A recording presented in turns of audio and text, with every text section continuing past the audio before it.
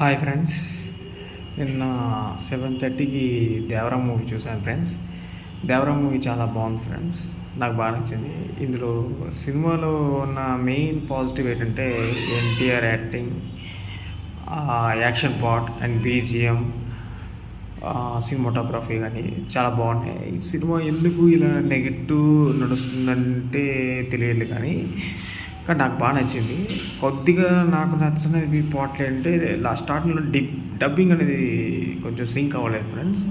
తర్వాత ఇంకోటి ఏంటంటే సినిమా మంచి యాక్షన్ సీక్వెన్స్ వచ్చినప్పుడు దాని ముందు వచ్చే డ్రామా పార్ట్ ఉంది కదా, దాన్ని అంత థ్రిల్లింగ్గా తీయకుండా కొంచెం రొటీన్ ప్లే తీశారు. కానీ ఎన్టీఆర్ యాక్టింగ్తో సినిమా చూడగలిగాం.